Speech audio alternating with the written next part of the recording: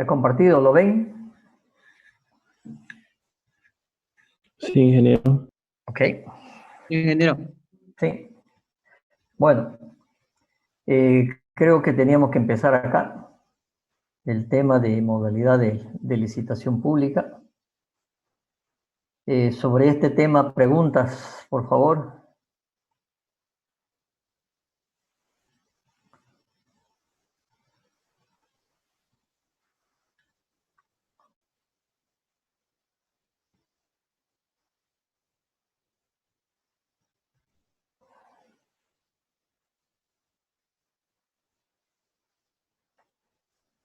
Estos plazos que figuran aquí son los plazos de que se publica en el SICOE hasta la fecha de presentación de propuesta.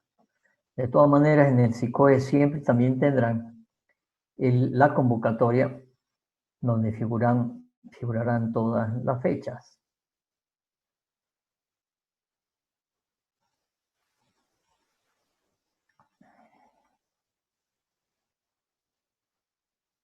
Esto lo vimos, lo repasamos bien en detalle, todo el cronograma.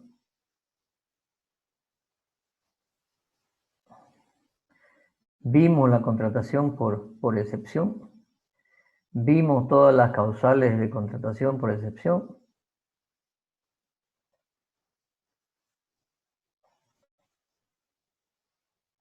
Las condiciones también las vimos.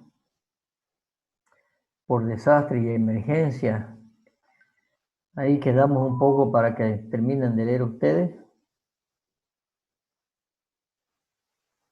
Y vamos a entrar al tema de contratación de bienes en forma directa. Y tenían que haber leído a partir de acá. ¿Preguntas?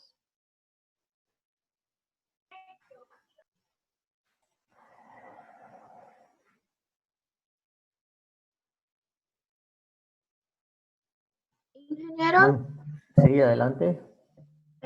¿por qué en la mayoría de los artículos, cuando se trata de las Fuerzas Armadas o para tropa policial, puede hacer contrataciones directas o por extensión sin ningún problema? Bueno, porque se entiende que el tema de la Fuerza Armada y la policía tienen algunos casos especiales de contratación por ser temas estratégicos, ¿no es cierto? Entonces, no se va a licitar la compra de armamento, pertrecho, etcétera, etcétera. Sin embargo, yo estoy de acuerdo con su observación que hay algunas cosas como son alimentos, por ejemplo, pero que no habría por qué hacerlo por excepción. Sin embargo, esas son las cosas, esas son las cosas de los gobiernos que protegen a las Fuerzas Armadas para hacer ese tipo de compras. Son decisiones de muy alto rango político, de aperturar un poco más, y lo que sea realmente estratégico, realmente hacerlo por excepción, pero hay muchas otras cosas que no deberían estar por excepción para ellos. Pero bueno, así está la norma, y no le puedo decir un porqué, sino en el tema estratégico sí, pero en los otros temas que no son temas estratégicos o comprometedores a la seguridad nacional, se puedan hacer por compra, por emergencia. No debería ser, deberían ser igual que los demás, pero más de eso no hay otra justificación. Ya, ingeniero, y una definición que no tengo muy clara, ¿a qué se refiere con recaudación de tributos? Es impuesto, tributo es impuesto. Cuando se dice recaudación de tributo, es recaudación de impuestos. A eso se refiere el tributo, impuesto. ¿En algún artículo tienen en especial la duda o la definición de tributo? No, es que para entender el artículo no entendía muy bien qué era tributo, pero ahora sí. Gracias, ingeniero. Son impuestos. Ok. Otra pregunta. Ingeniero, en el artículo 72, inciso 3, por ejemplo, ¿a qué procedimiento se refiere que no puede ser una causal de contratación directa entre una entidad pública y una entidad bancaria pública? En el marco de la ley 27 de diciembre se exceptúa En el de la aplicación del presente artículo, o sea, estamos hablando, este artículo, vamos al título, este artículo está hablando de las causales para la contratación directa de bienes y servicios. Quiere decir que al final del artículo 72, ¿sí? O en el inciso 3 que usted dice, ¿dónde está? Sí. En el marco de la ley 331, se exceptúa la aplicación de este artículo, o sea que no corre este tema, a las contrataciones de operaciones y servicios financieros que realicen las entidades públicas con las entidades bancarias. Es decir, las entidades públicas son las entidades del Estado y las entidades de la banca, la entidad bancaria pública, hoy está definida como entidad bancaria pública.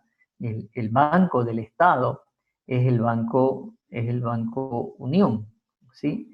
Entonces, cuando se trate de una contratación directa de bienes y servicios, en el caso de entidades públicas bancarias que realicen la entidad pública bancaria, no corre la aplicación de este tema.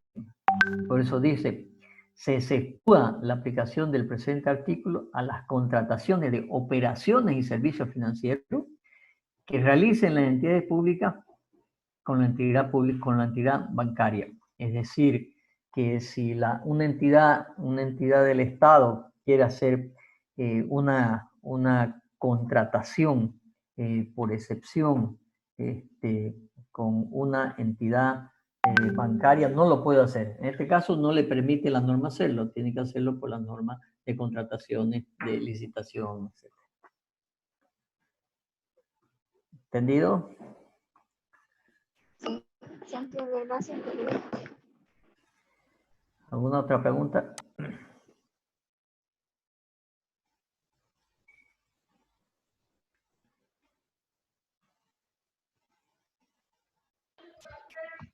Ingeniero, una pregunta. Sí, adelante. ¿De qué se trata el artículo 73? 73. Condiciones para la contratación directa. Directa. ¿Sí? Las condiciones para contratación en forma directa, ¿sí? Son estas. Una vez formalizada la contratación, la entidad contratante deberá presentar un informe a la Contraloría y registrar la contratación directa cuando sean montos mayores a 20.000. ¿Qué quiere decir? Que cuando se hace una contratación directa, que su nombre lo indica, yo puedo contratar directamente a quien quiera, ¿sí? Tengo que justificar y presentar una información a la Contraloría General del Estado, que es el que controla a la administración pública. Y además cuando se tratan de mayores de 20.000, ¿no es cierto? Hay que registrar esta contratación en el SICOE. Registrar la contratación directa de bienes y servicios en el SICOE. ¿Está claro? Sí, ingeniero. Ok, adelante, no pregunta. Este tema de contratación de auditorías no es nuestro tema, pero es cuando el Estado contrata una auditoría para hacer alguna revisión de algún caso en especial. Bueno, este tema de contrataciones con financiamiento tiene apenas 5 artículos, pero es muy importante. ¿Por qué? Porque la verdad que se ha usado bastante últimamente, y yo diría que más que se se ha usado y les voy a dar unos ejemplos.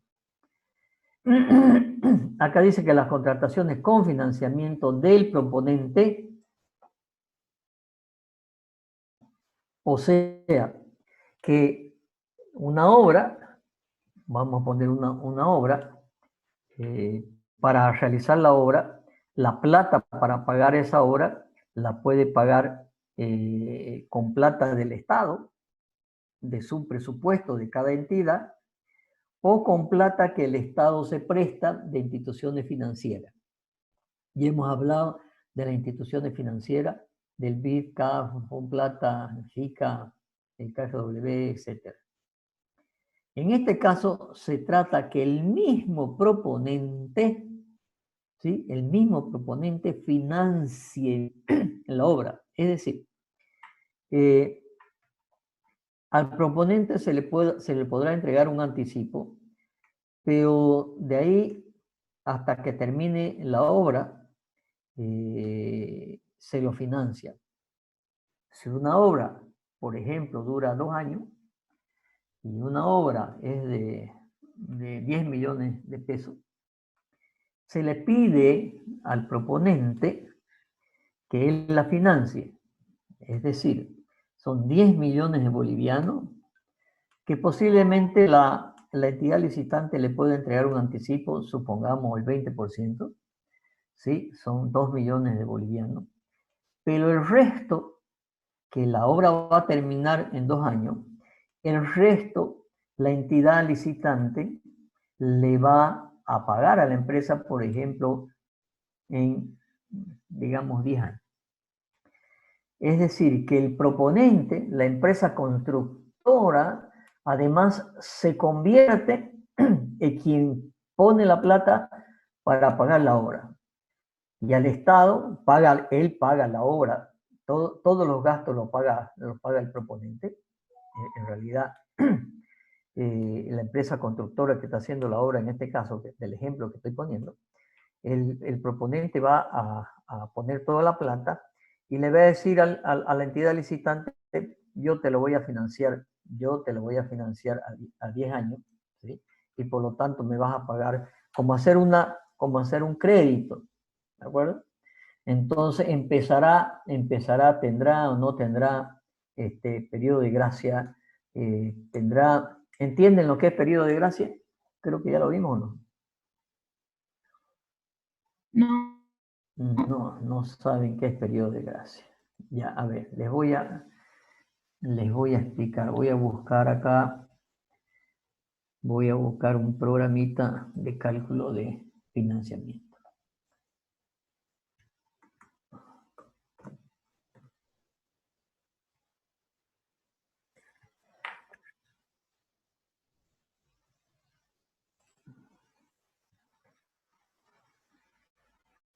A ver, haremos un paréntesis. Cuando se saca un crédito, hay un capital. Por ejemplo, 10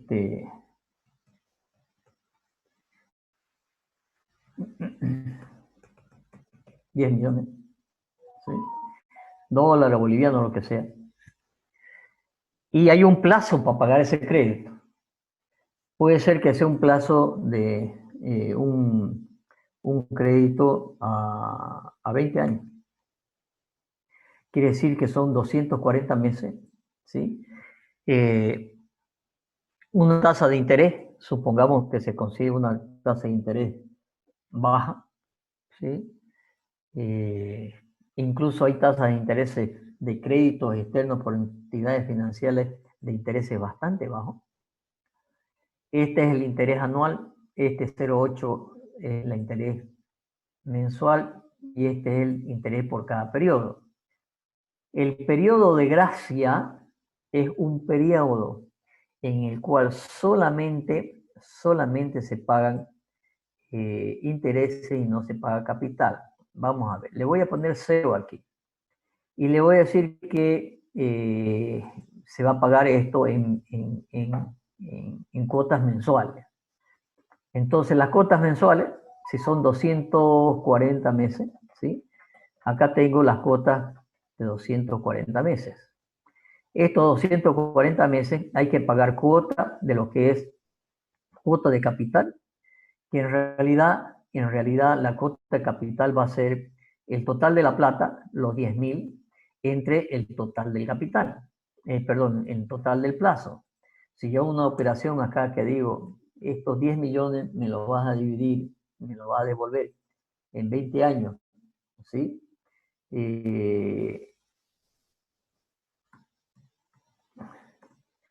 Y lo divido entre 12, entonces voy a tener un capital, como ven aquí,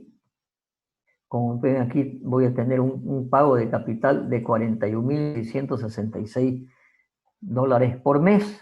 Y eso va a ser pagado, ¿no es cierto? Todos los meses, cada mes hay que pagar 41.666 hasta el mes 240. Sin embargo, eso es la parte del capital. Los intereses, ¿sí? Se computan de la siguiente manera. Cuando yo voy al banco a pagar, o cuando el gobierno boliviano va a pagar el primer mes de cuota a la entidad financiera, va a llegar a la ventanilla del banco o la transacción bancaria que se hacen por internet, y el banco le va a decir, ¿cuál es tu saldo? Hasta ahorita no me has devuelto nada, por tanto el saldo que queda por pagar es de 10 millones. Entonces a estos 10 millones le voy a aplicar una tasa de interés, que es la que dice acá, ¿sí? A una tasa de interés del 1% anual, ¿sí? Entonces, si yo digo los 10.000, ¿sí? Por los 10.000,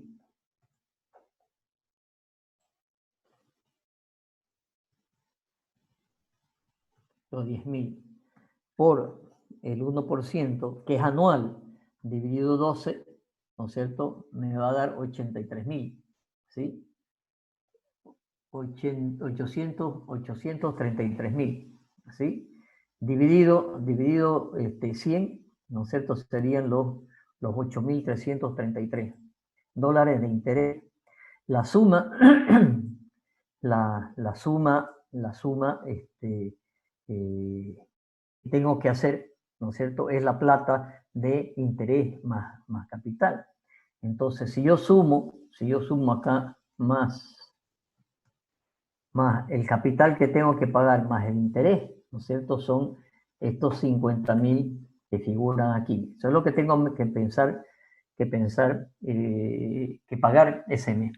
Al siguiente mes, el pago del capital es el mismo, pero el saldo ya no es los 10 millones. Son los 10 millones menos la cuota que pagué, que pagué de intereses anteriormente, ¿sí? Y el interés el saldo va a ser diferente, ¿sí? El saldo va a ser diferente y por lo tanto el interés va a ser diferente y mi cuota va a ser diferente. Entonces, a medida que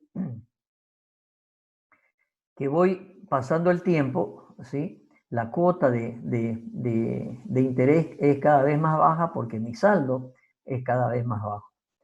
Entonces, cuando se habla de una periodo de gracia, aquí estaba con 0, le voy a poner un año de periodo de gracia. Entonces, durante un año no voy a pagar capital, por eso acá está 0. No voy a pagar capital, ¿sí? Y a partir del siguiente año ya empiezo a pagar capital. Por lo tanto, lo único que estoy pagando, estoy pagando intereses, ¿sí? Entonces, por eso es que los intereses son fijos, porque mi saldo sigue siendo 10.000, porque no estoy aportando a capital, ¿sí? No estoy pagando capital, sino solamente, ¿no es cierto? Estoy pagando esta cuota de 0 de capital y estoy pagando solamente intereses. A eso se refiere un periodo de gracia. ¿Está entendido lo que es? Ahora, hay otra forma de hacer. Me dicen, quiero pagar una cuota fija. Bueno, hay otra forma, que es un sistema inglés que se llama, donde las cuotas son fijas. Pero bueno, eso lo verán en la materia de económica. El tema es que el periodo de gracia, ¿sí?, es el periodo en el cual no se paga capital, pero sí se paga interés. Volvamos a nuestro... Ok. Entonces, volviendo al tema de financiamiento. Depende del contrato de financiamiento que se haga, ¿sí? El que va a financiar no es una entidad financiera, es la misma empresa constructora. Le dirá, yo te lo voy a financiar a 10, 20 años y a tal interés, a tal tasa de interés y con tal periodo de gracia. Entonces, aquí hay un tema que ya la garantía, hay otra garantía, pero ya no que tiene que poner el proponente, ¿sí?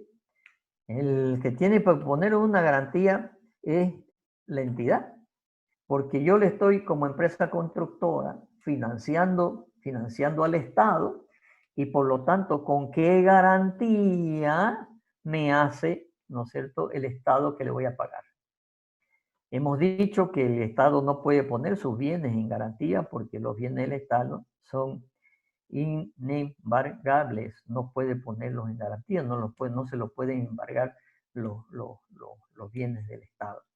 En el peor de los casos, una cuenta del Estado puede ser congelada, pero no se puede embargar los bienes del Estado ni sus cuentas. Entonces, el primer concepto, ¿no es cierto?, es que el proponente financia, ¿sí? Y debe financiar con todas las políticas y normativas que están hechas en las normas nacionales sobre financiamiento, ¿sí? Y es responsabilidad de la MAE cumplir con la normativa de crédito público. Esa normativa de crédito público ustedes lo pueden encontrar en lo que es el Ministerio de Hacienda y sobre todo ya hablamos del Viceministerio de Inversión Pública y Financiamiento Externo. Las contrataciones con financiamiento del proponente deberán realizarse según las modalidades establecidas en las presentes normas básicas. Sin embargo, ¿sí?, dice algo muy importante. Durante el proceso de financiamiento, con financiamiento del proponente, a efecto de comparar las propuestas, donde se consideren las condiciones de financiación, se hacen al financiamiento ofertado. Se utilizará el cálculo del valor actual neto. Valor presente neto, valor actual neto es lo mismo. A ver. El flujo de caja de este crédito, ¿no es cierto?, en los 20 años, si yo lo pongo en años, ¿sí?, en los 20 años, ese flujo de caja tiene ese formato, ¿no es cierto? Son las cuotas anuales. Sin embargo, cuando hablamos de el financiamiento de un proyecto, tenemos que incorporar todas las variables, ¿sí?, todas las variables que componen el financiamiento. A ver, voy a ver si les encuentro acá. Vamos a buscar Puerto Bush. Este es un proyecto con financiamiento.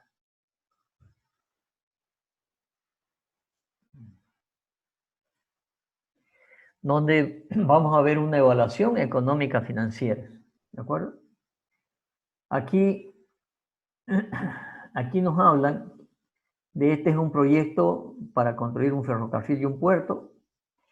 Entonces, la evaluación del proyecto tiene que ver, ¿no es cierto?, con los ingresos En este caso, los ingresos son plata que se paga en el puerto para meter la carga y plata que hay que pagar para transportar la carga. Entonces, son los ingresos que tiene la empresa que se haga cargo del puerto y del ferrocarril. Los egresos son los costos de operación, ¿sí? Los costos de operación de la empresa que opera el puerto y el ferrocarril. Los gastos financieros son los créditos que se ha sacado el proponente, se ha sacado unos créditos, hay 2 tramos para no tener toda la plata hasta el principio. Después, aportes del Estado, las depreciaciones, amortizaciones, las ganancias que tiene el constructor, los seguros que hay que pasar, las tasas de control y regulaciones, los impuestos que hay que pagar, el IVA que hay que pagar, y la diferencia entre los ingresos y los egresos se llama la utilidad bruta, ¿sí? Y después de la utilidad bruta hay que pagar los impuestos a las utilidades, que es el 25% de las utilidades. Toda empresa tiene que pagar el 25% de sus utilidades al final de cada gestión. Entonces, como vemos acá, el flujo de caja, ¿sí? Depende de los años en que tenga este proyecto. Este es un proyecto, acá está a 29 años, ¿sí? Y por lo tanto existe un flujo de caja. Ese flujo de caja entre el flujo de las inversiones y el flujo de operación y productividad, ¿sí? Tiene lo que se llama un valor presente neto. ¿Qué es un valor presente neto? El valor presente neto es, imagínense que el negocio, en vez de hacérselo en 20 años, se lo realiza en un día. Y por lo tanto hacemos la suma entre ingreso y egreso, y la suma me da que es 117 millones. Eso es lo que se llama el valor actual neto o valor presente neto. Y después está lo que se llama la tasa interna de retorno, que es la tasa a la cual tiene un 16%, una tasa alta, no alta, una buena tasa, ¿sí? En otras palabras, el BAN me da lo que yo voy a tener como resultado entre ingresos y egresos después de pagar todo, ¿sí? Y para eso hay que considerar el flujo de caja, ¿sí? De todos los años, ¿sí? Entonces, algunos años tendré positivo, otros años tendré negativo. Esto después, cuando veamos otro tema, se los voy a explicar bien en detalle. Lo que quiero decirles es que el valor presente neto o el valor actual neto, ¿sí? O el valor presente, es un cálculo que se hace como si el proyecto se fuera a realizar en un minuto, ¿sí? Y vemos todos los ingresos y los egresos que pueden haber ocurrido, ¿sí? En este caso, en los 29 años. Yo tengo que prever cuáles son mis ingresos, ¿no es cierto? Cada año hasta el año 29, y tengo que prever cuáles tienen que ser mis egresos, ¿no es cierto? Hasta el año 29. ¿Por qué? Porque he decidido que este proyecto sea de 29 años. Otra cosa es si yo digo que este proyecto tiene que realizarse en vez de la duración del horizonte del proyecto, que sean 29 años, en vez que sean 20 años, ¿sí? Seguramente que se me ha bajado la TIR, acá está, aquí se me ha bajado del 16 al 14%, ¿sí? Y todas estas tablas ya de cálculo ya no están a 29 años, sino están a 20 años. Y por supuesto, la tasa interna de retorno se me ha caído muchísimo porque tengo menos tiempo para pagar las cosas y por lo tanto el negocio es peor. Entonces, la norma lo que habla, dice que para comparar las propuestas, ¿sí? Se utilizará el cálculo del valor actual del flujo proyectado de los pagos y servicios de la deuda, de los pagos proyectados del servicio de la deuda. Entonces, a este flujo de caja, de, ¿dónde está el otro cálculo? A este flujo de caja de la deuda, hay que hacerle un proceso de cálculo del valor presente. ¿Por qué? Porque no es lo mismo que una empresa diga, yo voy a cobrar 9 millones, ¿sí? Pero lo voy a hacer en 15 años, ¿sí? Y te voy a cobrar una tasa de interés del 2%. Entonces, los parámetros, entonces, este flujo de caja es diferente, ¿no es cierto? El flujo de caja que está en los diferentes años. A ver, vamos a hacer una cosa más simple. Vamos a poner aquí, por decir, 1 millón. ¿Sí? Y que el plazo sean 4 años.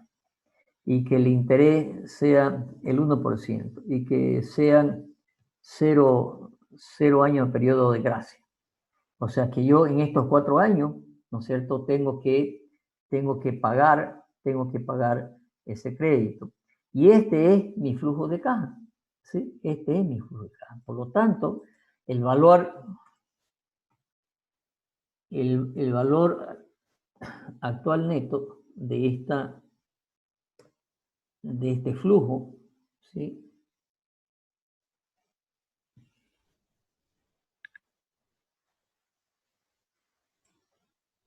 Primero tengo que ponerle la tasa. Le voy a poner un 0,04. Después verán esto en económica porque es así. ¿Sí?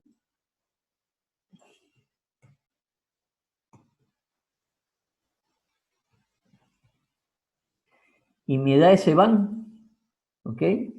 De 926.000. Lo voy a dejar fijo.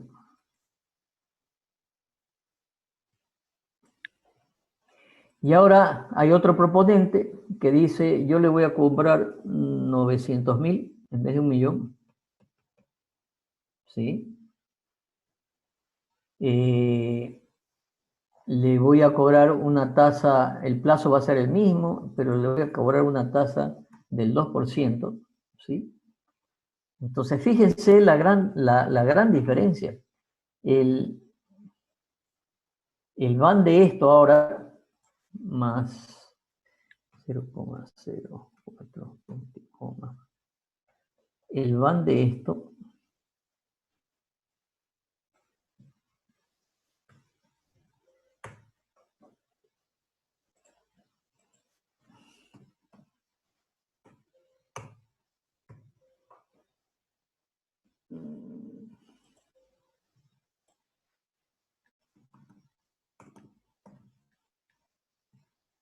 el van de esto es 850.000.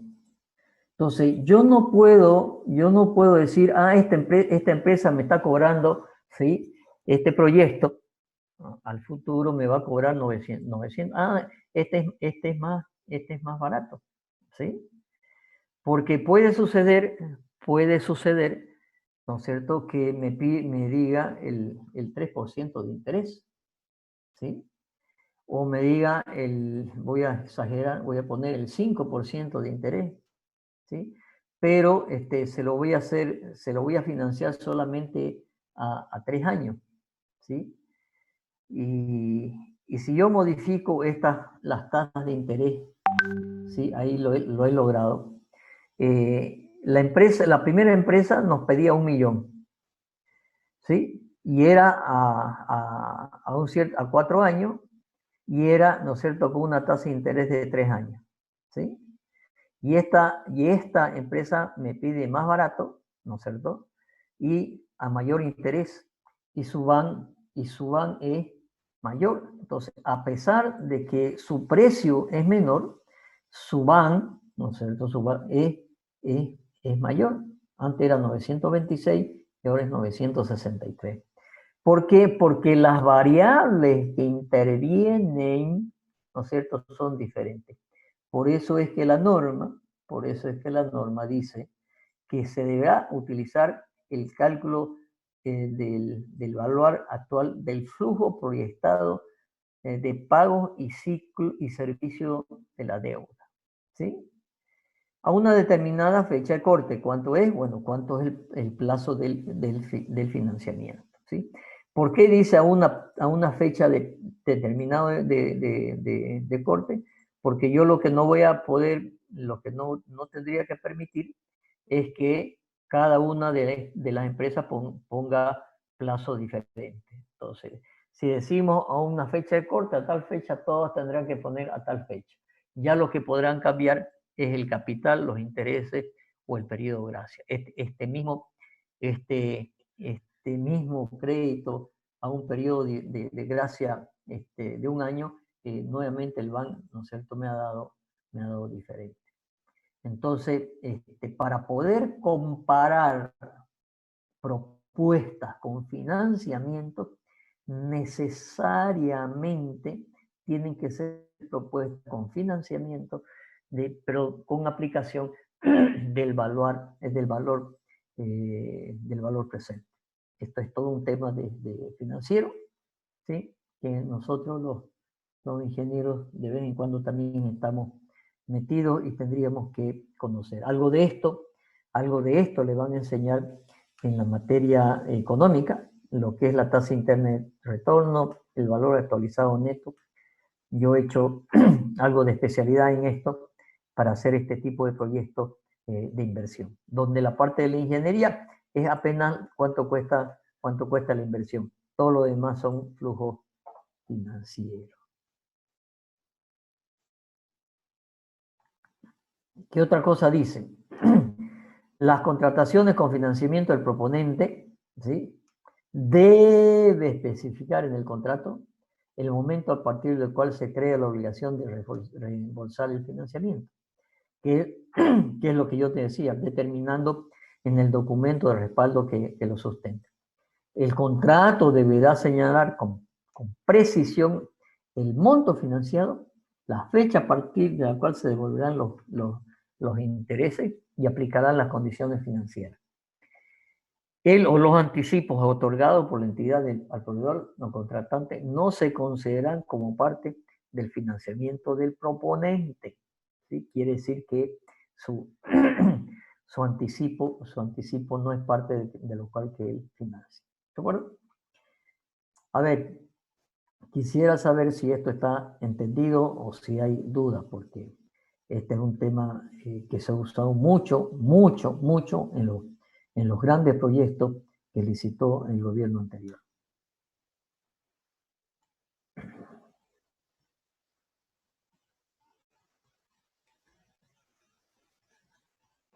No hay duda.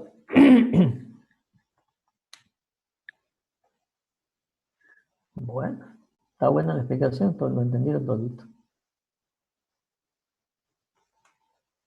Les doy algunos ejemplos. El gobierno hizo licitaciones de grandes proyectos con licitación con financiamiento. ¿Qué otra característica? Perdón. ¿Qué otra característica puede tener este tema de financiamiento? Sucede que cuando hay un financiamiento, ya hemos dicho, cuando viene una entidad financiera como BID, CAF, Banco Mundial, etcétera, se tiene que firmar un convenio de préstamo. El contrato es un contrato de préstamo que tiene que ser aprobado en la Asamblea Plurinacional, ¿sí? Con una ley específica. En este caso también, pero imagínense que sale a licitación, por decir, este ferrocarril y puerto, que lo licitó el gobierno 3 veces, y dice el precio de referencia son $500 millones, el plazo de construcción es tanto, y bueno, y todas las especificaciones técnicas, y le dicen a los proponentes, presénteme con financiamiento. Los diferentes proponentes podrán presentar diferentes esquemas de financiamiento como lo acabamos de ver acá, ¿no es cierto? Con diferentes tasas, ¿no es cierto? Tasas de intereses o periodos de gracia, o periodos de pago, ¿no es cierto? No es lo mismo que yo le digo que me lo pague bimensual, ¿no es cierto? Que me lo pague mensual, ¿no es cierto? Aquí tengo 991.000, ¿no es cierto? Y antes tenía 988.000. Entonces, el valor del valor presente se modifica también si yo digo que voy a pagar mensualmente, semestralmente o trimestralmente o cuatrimestral cada 3 meses, cuatrimestralmente. El valor también es diferente. Como se tiene que aprobar por una ley, y estamos en este momento presentando propuestas, ¿sí? Una vez se presenten propuestas, el Estado, la entidad licitante, tiene que negociar estos temas de financieros, porque tienen que inscribirlo, ¿no es cierto?, este financiamiento en el financiamiento de todos los proyectos financieros que tiene el Estado. O sea, tiene que poner en su flujo de caja del Estado, en su conjunto del Estado, ¿sí? ¿Qué es lo que va a gastar y qué es lo que del presupuesto general de la nación y qué es lo que tiene, los compromisos que tiene con todos los créditos que tiene y a ver si los puede pagar? Entonces, ahí tiene que intervenir el BIFE, el Viceministerio de Inversión Pública y Financiamiento Externo, para hacer la negociación y la inscripción de este crédito. Por eso es que hay un tema muy importante y que aquí la norma no lo menciona, ¿sí? No lo menciona, ¿sí? Y es que el financiamiento, ¿no es cierto?, y la licitación está con lo que se llama cláusula suspensiva. Vuelvo a repetir, se licita la obra con financiamiento con cláusula suspensiva. ¿Qué quiere decir cláusula suspensiva? Que el tema está suspendido, no hay una adjudicación, ¿sí? Incluso se le puede hacer una adjudicación al proponente, se le adjudica al proponente, pero está con cláusula suspensiva,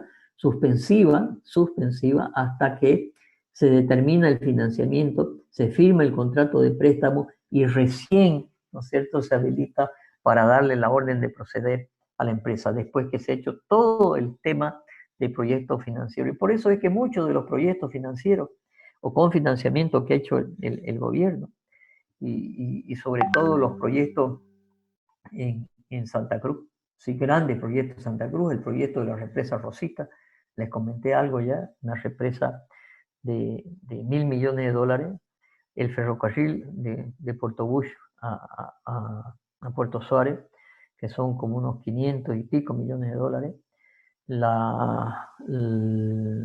el aeropuerto de Viru, ese sí está adjudicado, ¿no es cierto? Estamos hablando alrededor de 300 millones de dólares, ¿sí? Que lo ha licitado con cláusulas de financiamiento. Pero lo que es Rosita, lo que es el tren, lo que es el puerto y otros proyectos grandes, se licitaron y no se han llegado a financiar, porque no es que la empresa saque plata de su bolsillo, porque la empresa es difícil que tenga 1.000 millones de dólares, ¿sí? Obviamente que la empresa va a buscar financiamiento, ¿no?, en alguna fuente de financiamiento. Estos proyectos grandes que estaban licitados y dirigidos a empresas chinas, porque así estaba el DBC, está dirigido solamente a empresas chinas, ¿sí? Quien financiaba en realidad era el gobierno de la China, o el Banco de la China, el Exim Bank, que es el banco público de la China. Entonces, por eso era fácil para las empresas chinas traer financiamiento, porque en realidad traían el financiamiento que el gobierno chino había ofrecido al gobierno boliviano en una primera etapa de 7.000 millones de dólares. Y después hubieron otras etapas de otros buenos miles de millones de dólares también. Entonces, estas condiciones de financiamiento, estas licitaciones con financiamiento del proponente, se los licita con lo que se llama una cláusula suspensiva. Es decir, se puede adjudicar, pero no se firma contrato hasta que están establecidas todas las condiciones financieras que tiene que el Estado tiene que de alguna manera verificar y contratar el financiamiento. Y después tendrá que ir a la Asamblea Plurinacional para que pueda ser aprobada la ley de financiamiento con las condiciones. El otro tema son las garantías. Entonces, la garantía también puede ser por la misma ley que dice fe del Estado. La fe del Estado, así como le da fe del Estado a los organismos de financiamiento,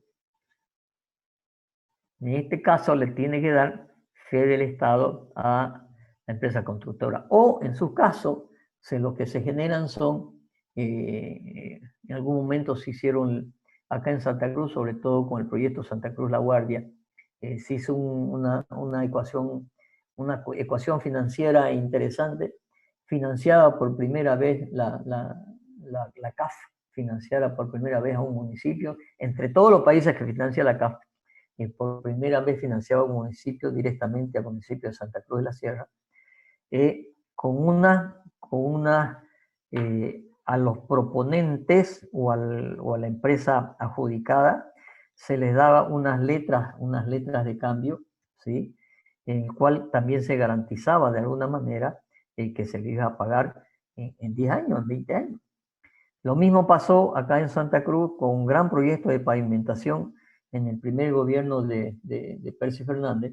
Se hizo una licitación con financiamiento de las empresas constructoras por 100 millones de dólares, ¿sí? Eran más o menos unos 5 millones de metros cuadrados. El gran boom de pavimentación que se hizo. Y ahí también se hizo toda una ingeniería financiera para hacer cómo respalda el municipio que le va a pagar, porque el día de mañana le dice, oye, ok, ya terminaste la obra, y yo tengo que seguir pagándote las cuotas del crédito que vos me has dado. ¿Y cómo estoy seguro? Entonces la empresa constructora tenía que asegurarse con algunos mecanismos financieros. En la WVA, La Guardia, además, la CAF le obligó que toda la plata que venía del gobierno central como consecuencia del pago de la coparticipación de impuestos nacionales que tenía el municipio, entre a una cuenta en especial y después vaya a una cuenta de la alcaldía. Pero en esa cuenta especial, la CAF, una cuenta bancaria, por supuesto, en banco, creo que era el Banco Mercantil, una cuenta especial que abría la propia alcaldía. Y toda la plata que venía de los impuestos hacia el gobierno municipal de Santa Cruz tenía que entrar a esa cuenta y de esa cuenta, ¿no es cierto?, salir la plata para la alcaldía. En el contrato de préstamo entre la alcaldía y La Paz se planteó que en esa cuenta siempre deberían haber plata como para pagar las dos siguientes cuotas, y las cuotas eran semestrales. O sea, se obligaba a que en esa cuenta por lo menos haya un año, ¿no es cierto?, previsto que haya plata para pagar. Pero, además, en el caso de que el municipio no pagara, ¿sí?, esa cuenta tenía la potestad la CAF al banco mandarle una carta diciéndole la plata que está entrando a la alcaldía del gobierno central, reténgala hasta que me pague mi cuota que me debe. Entonces, es todo un sistema, realmente unas reglamentaciones financieras bien complicadas legalmente, ¿no es cierto?, para respaldo de la garantía. Esa época a mí me tocó estar de representante de control y seguimiento financiero de ese proyecto en la alcaldía por parte de la CAF. Entonces, estuvimos en una serie de reglamentaciones para ver cómo se hace este tema de financiamiento. No es fácil. Este tema de financiamiento con la empresa, por parte de la empresa, ¿sí? Por parte de la empresa, financiamiento por el proponente, no es fácil. Hay que hacer muchas reglamentaciones financieras y legales. Ok. ¿Pregunta?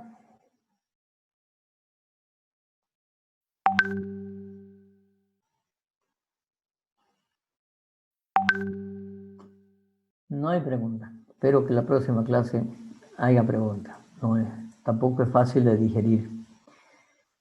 Contrataciones llave en mano.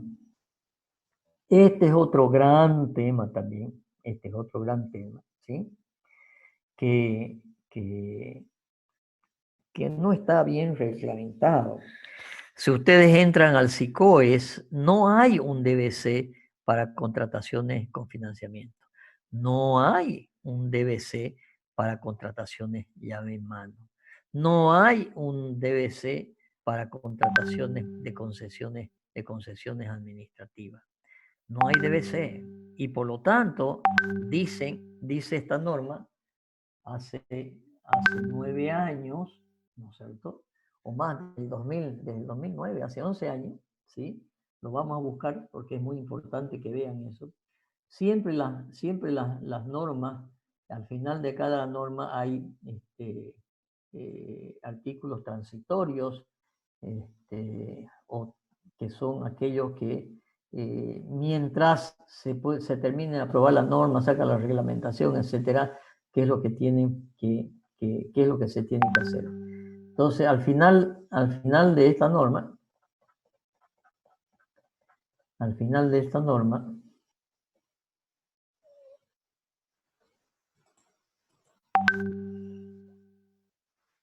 vamos a ir al final.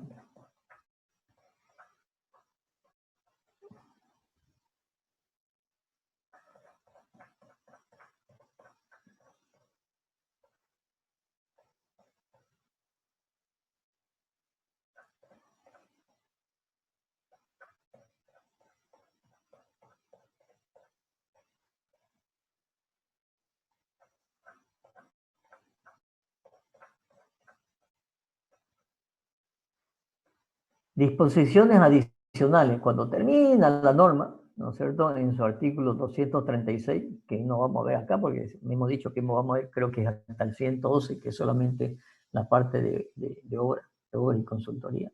Pero al final de esta norma dice disposiciones adicionales. Adicional, segunda, disposición adicional, tercera, reglamento, cuarta, la organización de coordinación. Entrando propaganda aquí que nos corresponde. Sexta, séptima, octava, novena. Disposiciones transitorias. Tercera. Dice, en tanto el órgano rector elabore los modelos de DBC para llave en mano, para financiamiento del proponente y contrataciones de concesiones, las entidades públicas deberán elaborar los propios DBC en el marco de la presente norma. Entonces, de nuevo, no hay DBC para este tipo de contrataciones. ¿Y qué es lo que ha sucedido? Se ha utilizado mucho la concesión, se ha utilizado no mucho la concesión, pero sí el llave en mano se ha utilizado muchísimo y pero muchas veces muy mal utilizado, pero muy mal utilizado, ¿sí? Y les voy a explicar por qué, ¿sí? Entonces estábamos en Disculpe, ingeniero, ¿hasta qué artículo dijo que íbamos a tocar el decreto supremo? Creo que es hasta el 111. A ver, déjenme ver, ¿lo vemos? Sí, por favor. Lo vamos a ver.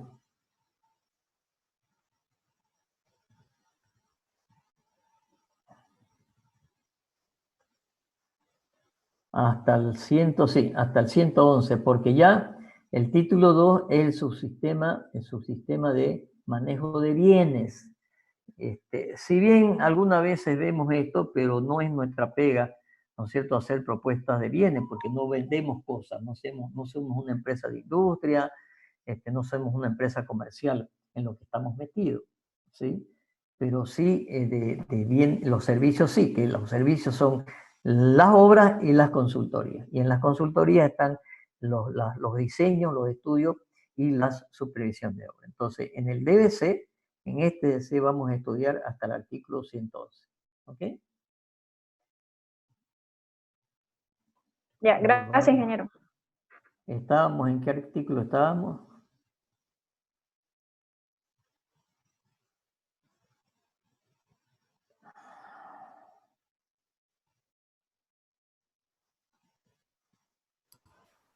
...76, ingeniero. 76, muchas gracias. Muy bien, gracias. Ya ven, mano. Leamos qué es lo que dice la norma y después lo explico, porque también de este tema de contratación llave en mano podríamos tirarnos unas 3 o 4 horas explicándole cosas, porque es bien especial. Dice, las contrataciones llave en mano podrán realizarse en proyectos donde sea racionalmente más económico. ¿Quién le pone la racionalidad? Es el tema. Más racionalmente más económico. Otorgar a un mismo contratante el diseño, la ejecución y la puesta en marcha de las instalaciones, equipamiento, capacitación, transferencia intelectual y tecnología. ¿Sí? Esta forma de contratación no exime ni libera el cumplimiento de las normas establecidas del Sistema Nacional de Inversión Pública y las reglamentaciones correspondientes para la ejecución de proyectos de inversión pública, o sea, toda la reglamentación de inversión pública. Las contrataciones llave en mano con financiamiento del proponente están sujetas a lo establecido en el artículo 75. Entonces, puede ser que sea una, la que hemos visto anteriormente, ¿sí? Puede ser una contratación con financiamiento y puede ser también una contratación llave en mano con financiamiento. Por eso es que dice acá al final, las contrataciones de llave en mano con financiamiento del proponente se tienen que regir, ¿no es cierto?, en función de lo que decía acá el artículo 75. Pero ¿de qué se tratan las concesiones? Esto vamos a hablar, perdón, la llave en mano. Esto vamos a hablar algunos detalles muy importantes. A ver, supongamos, vamos con ejemplo. Vamos con ejemplo. El puente que hay, no el puente, el puente sobre el río Piraí, ¿no es cierto? Un puente es en la dirección de la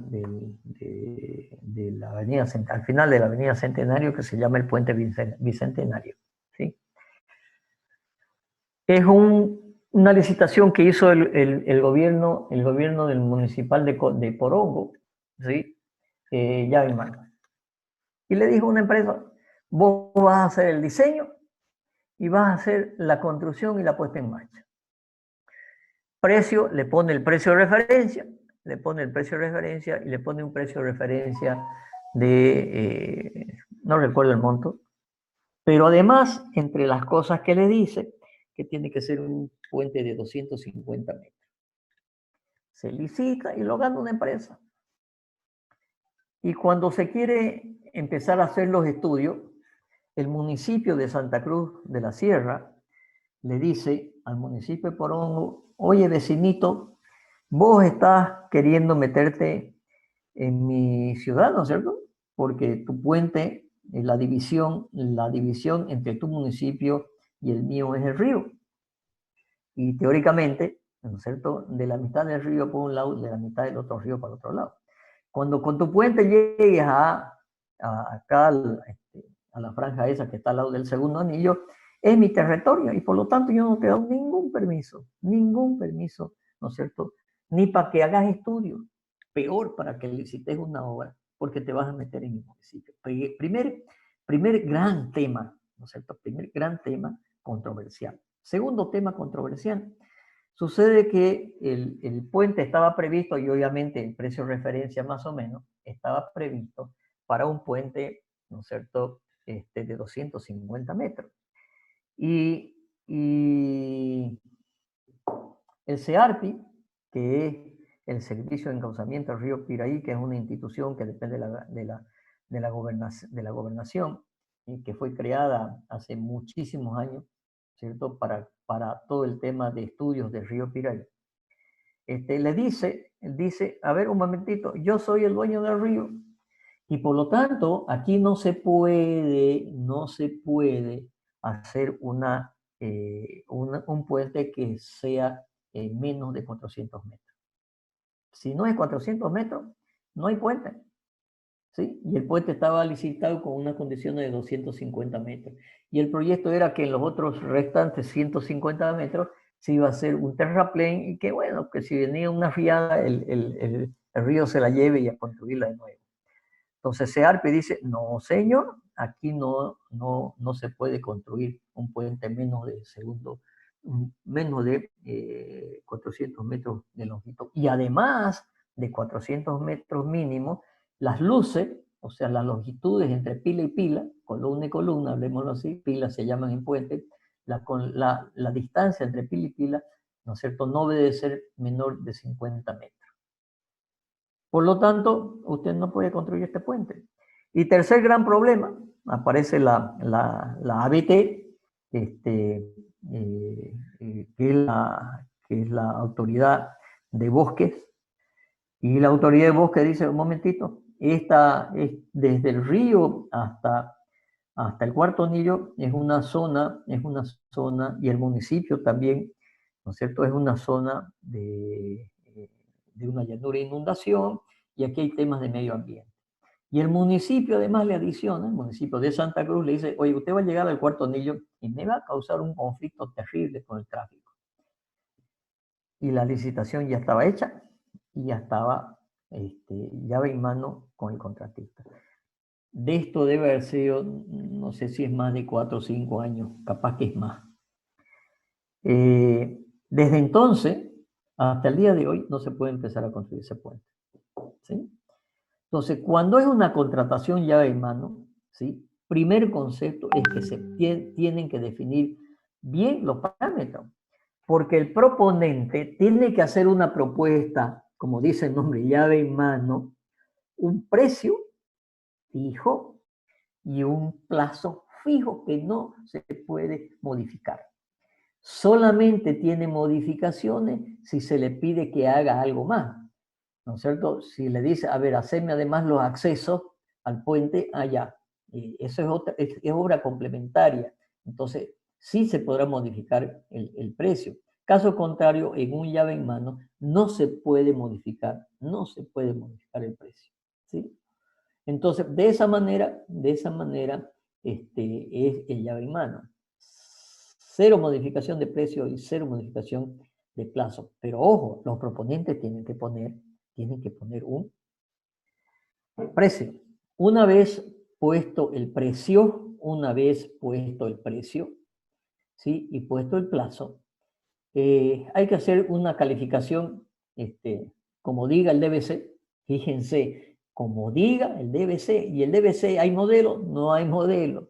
Entonces, piedra libre en este momento para las instituciones públicas que han hecho muchos proyectos de la llave en mano, ¿no es cierto? Y después vienen los problemas. Vamos a otro caso que no sea un puente, ¿no es cierto? Que se haga llave en mano, como se han hecho hospitales. Tienen que estar pues muy bien especificados de qué tipo tienen que ser las paredes, de qué tipo tienen que ser las instalaciones, de qué tipo tiene que ser la cerámica del piso. Tienen que tener las especificaciones especiales de las instalaciones, no solamente hidráulica, sanitaria, combate a incendio o corrientes débiles, que son el tema de datos, sino el tema de los gases médicos, ¿no es cierto? Que es todas unas tuberías adicionales. Y no puede ser que me las pongan de plástico, ¿no es cierto? O que me las pongan de un material que va a ser corroído por algún gas médico, etcétera, etcétera, etcétera. Entonces, en otras palabras, hay que demarcar muy bien el alcance. Entonces, si a mí me dicen presentar una propuesta llave en mano para hacer un puente sobre el río Piraí, creo tener la suficiente experiencia como empresa, ¿sí? Por lo menos con las empresas que he trabajado, hay la suficiente experiencia de saber exactamente cómo van a ser las fundaciones, cómo van a ser las pilas, cómo van a ser los pilotes de fundación, hasta qué profundidad requiere ese río pilote de fundación, ¿no es cierto? ¿Qué tipo de puente? A mí no me dicen nada. Puede ser de volado sucesivo, como es el que hay hoy día en el puente sobre el río Piraí. Puede ser de volado sucesivo, o puede ser un puente atirantado, así como el de la puente atirantado se llama como el que tienen ustedes en la universidad, ahí que pasa el segundo anillo. Este es un puente atirantado, unas columnas que salen para arriba y unos tirantes, ¿no es cierto?, que agarran las losas. Entonces, todas esas condiciones tienen que estar bien definidas. Les pongo otro ejemplo. En otro proyecto en el cual yo apoyo a la supervisión, es un proyecto de unas plantas de tratamiento de agua potable en Tarija. Y licitamos llave en mano. Yo hice el DBC llave en mano. Y nos exigió la KfW, que es quien financia el proyecto, en realidad hace la donación casi del 80%, exigió que el DBC tenga que ser un DBC muy, muy bien elaborado, porque no hay modelo de DBC. Entonces yo tomé, además nos pidió la KfW que sea a través de los proyectos, de las normas FIDIC, Federación Internacional de Ingenieros Consultores, es una institución muy, pero muy antigua, ¿no es cierto? Tiene más de 100 años, debe tener 107 años más o menos, que es digamos, como una sociedad de ingenieros, ¿no es cierto? Es una institución de consultores, ¿sí? Y esta institución de ingenieros consultores a nivel mundial ha elaborado, entre comillas, digamos, DBC, o pliegos de especificaciones técnicas para consultorías, para obra, para licitaciones públicas, para llave y mano, ¿sí? Para concesiones. Tienen unos DBC muy buenos, no son documentos simples, son documentos de 100, 150 hojas, ¿sí? Entonces, en este proyecto de Tarija, la KfW nos pidió que hagamos el DBC en función de ese tipo de pliego tipo, de DBC tipo que tiene la FIDIC, ¿sí? Porque era un contrato llave en mano. Aún así, teniendo todos los cuidados, ¿no es cierto? La obra ya está por terminarse, ¿sí? Y han aparecido siempre reclamos de la empresa que esto no estaba considerado y que necesitamos más plata. ¿Por qué? Porque se especificaba que el nivel de turbiedad que había que corregir era hasta unos NTU, que son unos parámetros de turbiedad, unos NTU de 2000. Y la empresa dijo, yo he hecho una planta, ¿no es cierto? Estoy haciendo una planta que va a poder corregir NTU hasta 5000. ¿Pero quién te pidió? Es que es mucho mejor. Yo sé que es mucho mejor, pero yo no te lo pedí, yo te pedí hasta 2000 NTU. Pero es que aquí va a haber más turbiedad y empiezan los problemas. Y estamos en este momento en esos temas, ¿no es cierto? Y empiezan las discusiones. Por lo tanto, hay que tener mucho cuidado. Los DBC, la mayoría de las instituciones que ha hecho licitaciones llave en mano, ha querido tomar como base el DBC de una obra. Y las condiciones son muy diferentes. Por ejemplo, en una licitación llave en mano, teóricamente el concepto internacional de llave en mano no es supervisión, es el propio contratista, la propia empresa constructora que tiene su control de calidad. Porque ¿qué significa a nivel llave en mano a nivel internacional significa que se da mucho en fábrica. Por ejemplo, dice, hágame una fábrica de zapatos, construyame una fábrica de zapatos que produzca, ¿no es cierto?, 2.000 zapatos por día. Y de esta y esta y esta característica. Punto. Por lo tanto, el contratista tiene que hacer la obra, tiene que poner las máquinas, ¿no es cierto?, y tiene que cumplir para que esa obra, para que ese proyecto produzca 2.000 zapatos por día. Por lo tanto, de esa manera, ¿no es cierto?, podemos tener problemas si no se especifican bien las cosas. Llave en mano, acá toma la llave, entra y empezar a funcionar. Pero además tiene que dar capacitación y tiene muchas veces que hacer mantenimiento por un tiempo. Ese es el llave en mano. Se ha abusado mucho de llave en mano, pero la mayoría de las veces se ha usado mal y se ha hecho mal y hay muchas obras complicadas con llave en mano porque el alcance de llave en mano no está bien definido, ¿sí? Entonces, de nuevo repito, llave en mano, el proponente tiene que hacer el diseño, el estudio, el cómputo, el presupuesto, ¿sí? Y la construcción y la puesta en marcha, que la obra funcione, que tenga las condiciones de calidad que se ha exigido, ¿sí? Y que muchas veces además puede ser una fábrica, ¿sí? Una fábrica de cemento, por ejemplo, como la que ha hecho el gobierno, una fábrica de cemento, llave en mano. Bueno, tiene que producir tantas bolsas, ¿no es cierto?, de cemento al mes, pero además tiene que operarla por algún tiempo, ¿sí? Porque tiene que transferir la tecnología, tiene que hacer capacitación a la gente que se va a quedar del dueño de la obra, ¿no es cierto?, que se va a tener que quedar con la obra, y tiene que saber mantenerla, tiene que saber operarla, tiene que saber su funcionamiento. Okay. ¿Alguna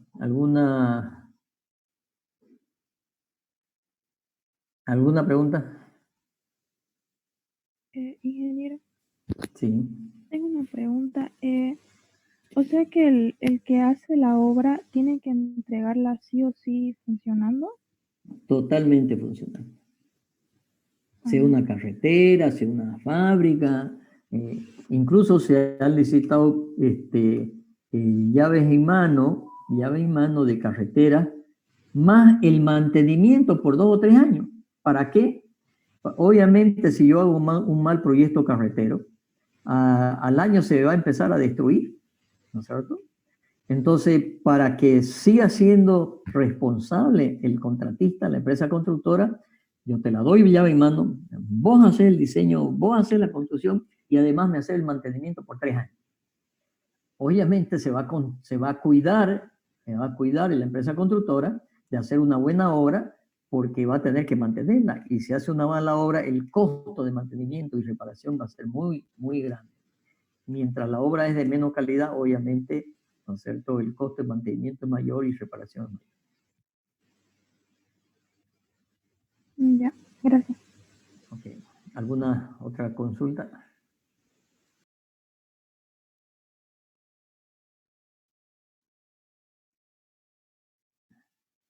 Por supuesto que tiene todo un proceso, ¿no es cierto? Si es llave en mano y me tiene que hacer el diseño, ¿sí? Tendrá que hacer el diseño, que habrá un plazo para hacer el diseño. Tendrá que poner especialistas en diseño y en construcción. Termina el diseño y la entidad licitante le tiene que aprobar el diseño. ¿Qué quiere decir que aprobar el diseño? Que el diseño esté obviamente dentro de los parámetros técnicos establecidos en el DBC y tiene que estar, por supuesto, dentro de los parámetros económicos establecidos en la propuesta del proponente. Y si en su propuesta se olvidó de pensar en algo, ¿no es cierto? Y dice, no, es que me falta a mí esta viga y esta columna que yo no sabía que iba a venir. No, señor, usted es responsable de esto, es a su cuenta. No le tengo que pagar un solo peso y tampoco le tengo que ampliar un plazo.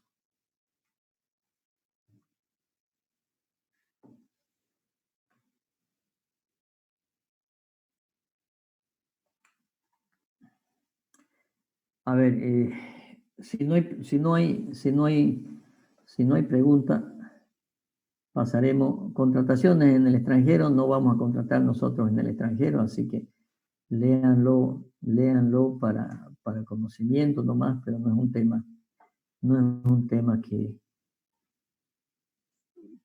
nos va a tocar a nosotros. Además, por temas de tiempo, ¿no? De tiempo de la materia para ver lo más posible. Concesión administrativa. La concesión administrativa de bienes y servicios, según la cuantía, deberá realizarse conforme a las modalidades establecidas en las presentes normas básicas. Y punto. Pero no dice absolutamente más nada. Y este es otro tema, ¿sí? Que es muy complejo. Los DBC son muy complejos, ¿sí? Ya le voy a explicar por qué.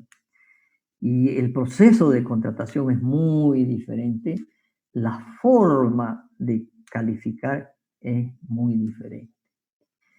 ¿Qué es una concesión? ¿No es cierto? Es el uso y disfrute de un bien público por un tiempo determinado, al final del cual la empresa tiene que devolver el bien a la entidad, ¿no es cierto? Con todas las mejoras que le hubiera hecho. Mientras dura el plazo de concesión, la empresa constructora, ¿sí? El proponente, gozará de la explotación de ese bien. Y les pongo unos 3 o 4 ejemplos. Sobre el segundo anillo, entre el campo universitario y los módulos, existe el puente. Bueno, hoy existen 2 puentes. El primer puente fue un señor, una empresa que vino y le dice: oye, mira, municipio, aquí tenés problemas para que los alumnos pasen de un lado al otro y según dicen no tenés plata para hacerlo. Yo te lo hago. Hago el diseño también, hago la construcción, ¿sí? Y no te voy a cobrar un peso, nada. Yo quiero que a cambio me dé la explotación del bien, el usufructo, la palabra correcta legal es usufructo, el usufructo del bien. ¿Qué fue lo que sucedió? El Consejo Municipal le aprobó una concesión a este señor por un valor o por un plazo de 10 años.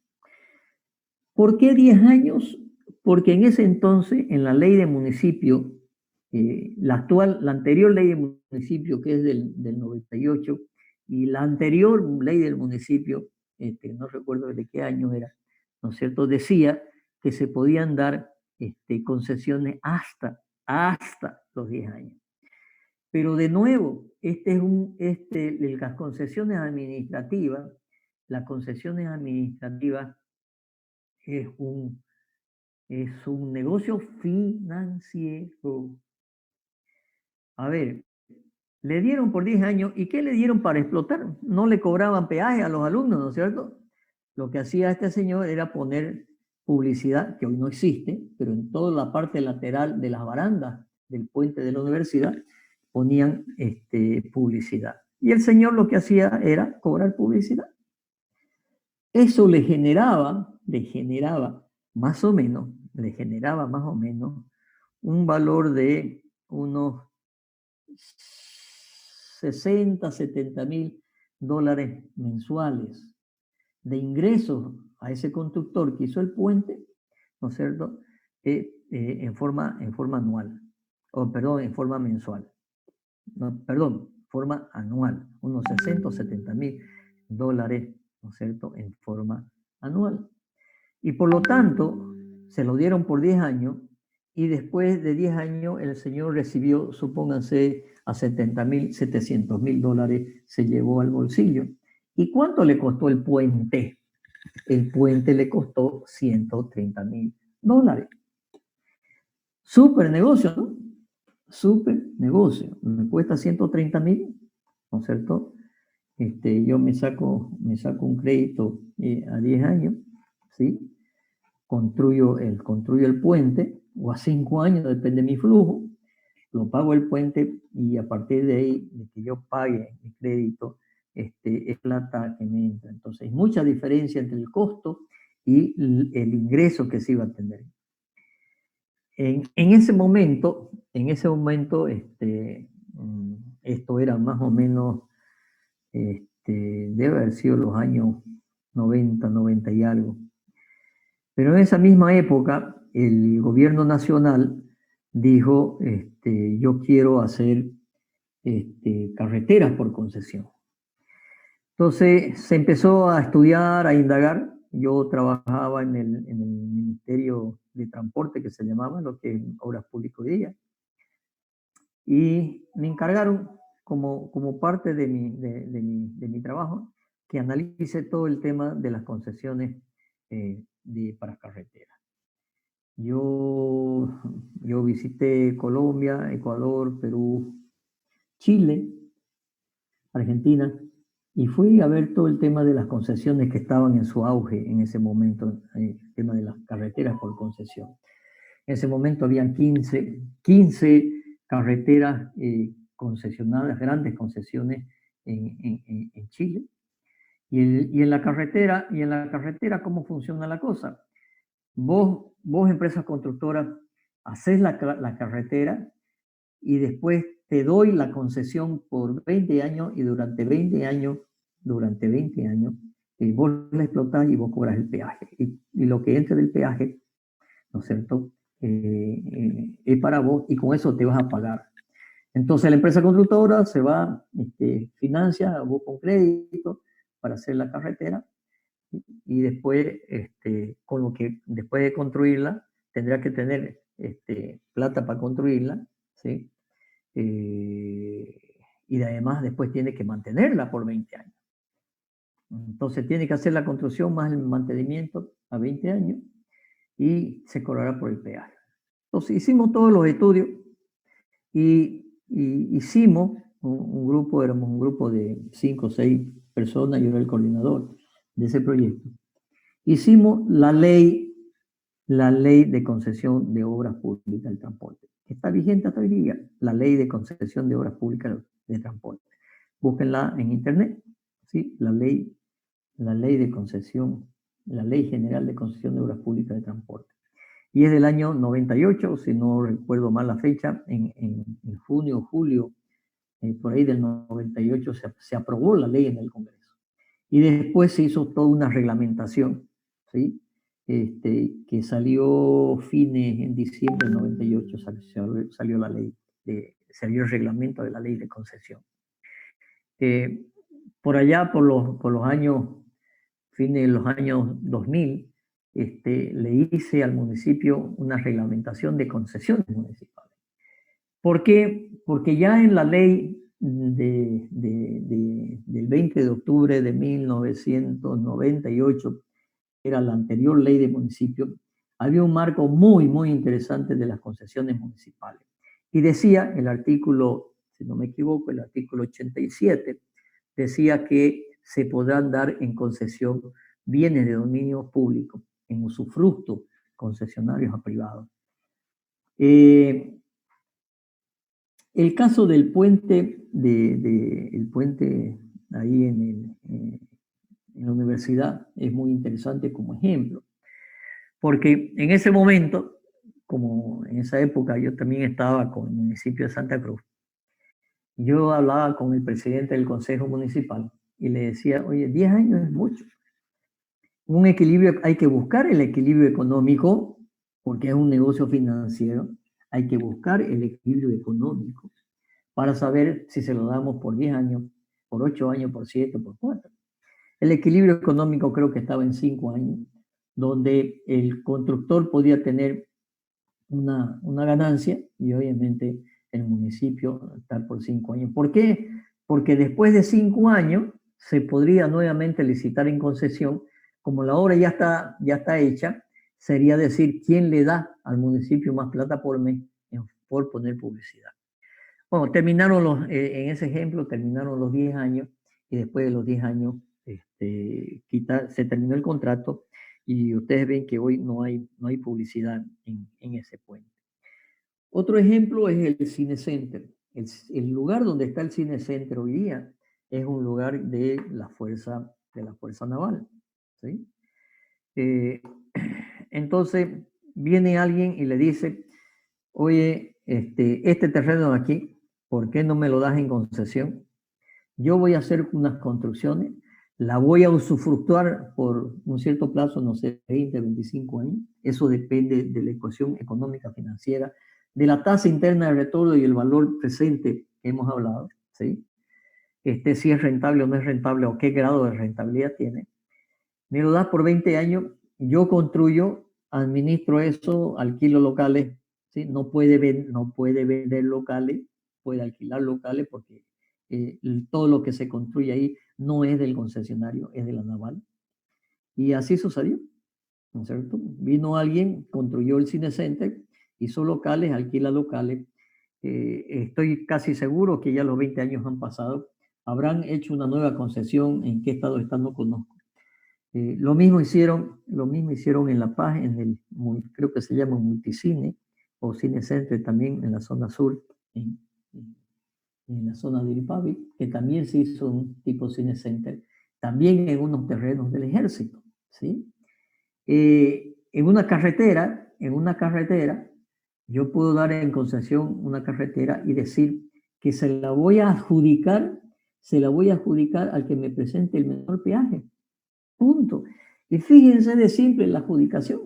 Obviamente con las condiciones técnicas, ¿no es cierto?, del proyecto que se requiere para soportar ciertos tráficos. Por lo tanto, también el concesionario hace un proyecto.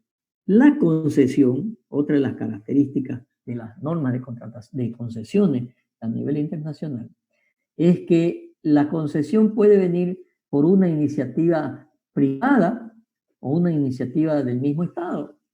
En el caso del puente de la universidad vino por una iniciativa privada, ¿sí?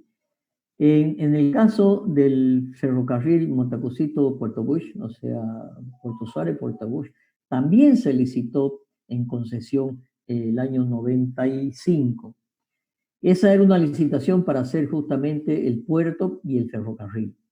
Pero fue una iniciativa también privada, fue una iniciativa de un grupo, de unos 5 o 6 grupos empresariales de Santa Cruz que le dijeron al gobierno, queremos hacer este proyecto, obviamente, sectores productivos, sectores empresariales, porque ustedes saben que Puerto Bush es la salida soberana al mar que tenemos, sin pedirle permiso a nadie, ¿sí? Si tengo tiempo, al final les muestro Puerto Bush. Entonces, y le dijeron, bueno, nosotros vamos a hacer los diseños, ¿sí?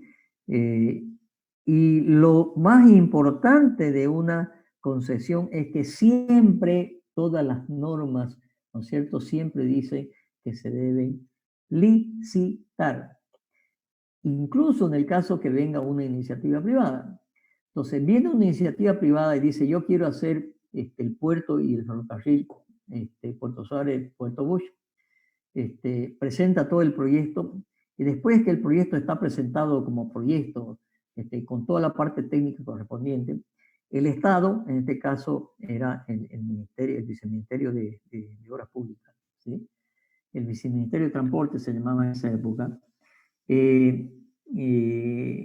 lo aprueba el proyecto y lo hace suyo, y saca un decreto supremo y dice, o en el caso del municipio, una resolución municipal que dice, este proyecto está bien, cumple las condiciones para los usuarios, cumple las condiciones técnicas, cumple. Ahora se licita. En la licitación, obviamente va a participar el que hizo la iniciativa y puede participar cualquier otro.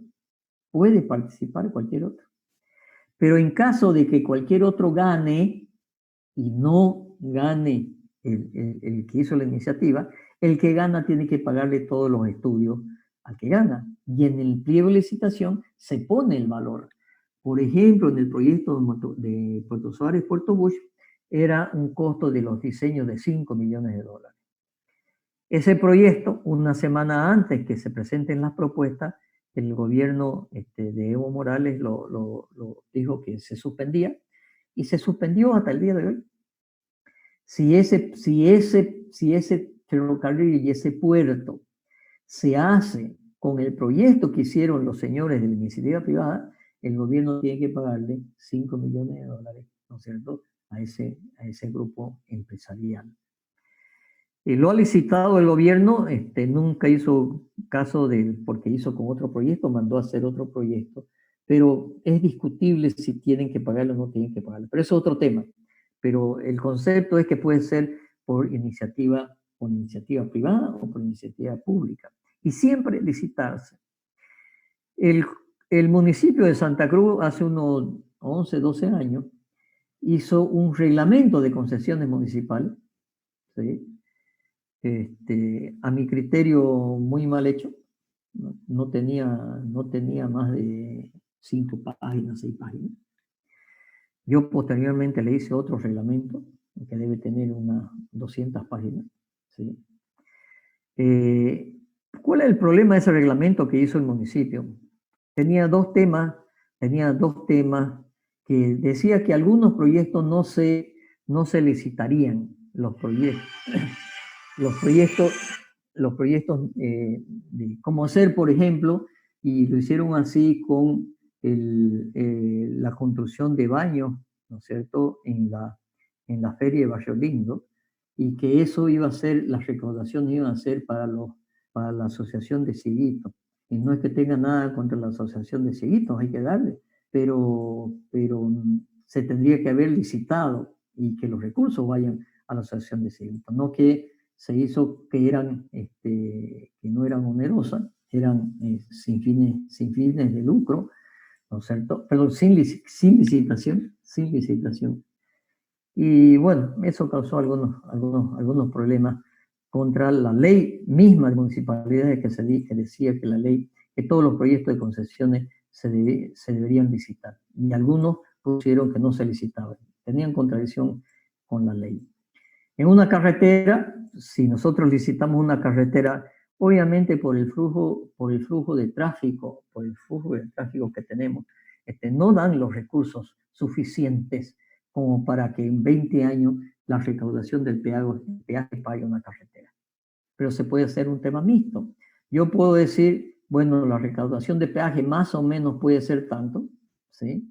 Y la construcción de la obra es tanto, la diferencia es tanto, entonces yo digo, yo como Estado voy a poner el 40% o el 60% y el concesionario, ¿no es cierto?, tendrá que concesionarse y tendrá que pagar el saldo del costo de la construcción. Entonces, este tema de las concesiones es muy, pero muy amplio, ¿sí? En algún momento aquí en Santa Cruz, cuando se hizo el proyecto de reglamentación municipal, bien amplio, se empezaron a pensar en algunos proyectos, por ejemplo, el canal Isuto, taparlo el canal Isuto y hacer una Monseñor 2, o sea, un lugar de esparcimiento donde hayan locales, ¿no es cierto?, que se pueda ir uno a tomar un cafecito, restaurante, o heladería, lo que sea. Entonces, el constructor, ¿qué tendría que hacer? Tendría que taparlo el canal, pagar la construcción, darle una concesión por un X tiempo, ¿no es cierto?, y él hará construcciones, alquilará locales, ¿sí?, y alquilando locales sacará su platita para tener sus utilidades también. También vimos el proyecto del cuarto anillo en la zona oeste, desde la doble vía prácticamente hasta acá, casi hasta el norte, ¿sí? Hasta aquí Petrol más o menos, ¿sí? Que es un canal muy ancho, ¿sí? Que se podría hacer para estacionamiento de camiones, ¿sí? Y concesionar aquello. Entonces, el tema es muy amplio, pero hoy se habla de las APP, las asociaciones públicas privadas, pero bajo un concepto del gobierno anterior de unas APP, donde en el directorio de la APP tendría que tener mayoría de Estado. cosa que ningún inversionista, muy raro inversionista, va a venir a invertir su plata, ¿no es cierto? Y correr el riesgo que los directorios, donde tenga mayoría el Estado, sean políticos, ¿no es cierto? Y puedan de alguna manera estar en condiciones de toma de decisiones que no son técnicas y ponen en riesgo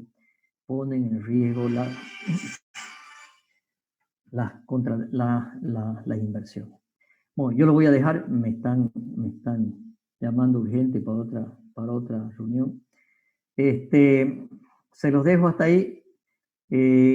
Concesión administrativa, esto, alimento y desayuno no nos interesa, contratación de productos farmacéuticos no nos interesa, adquisición de materiales para la construcción puede ser, artículo 82.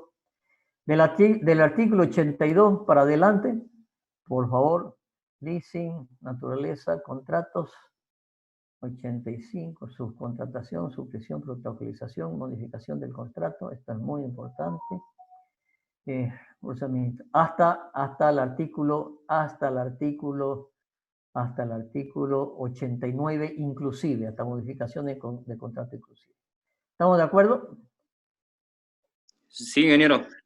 Sí, ingeniero, está bien. Ok, y lean todo ingeniero. esto que les he explicado, léanlo y vemos también las preguntas que vean de toda esta parte. Muchas gracias, buenas tardes, que la pasen bien. Gracias, ingeniero. Buenas tardes. Buenas tardes.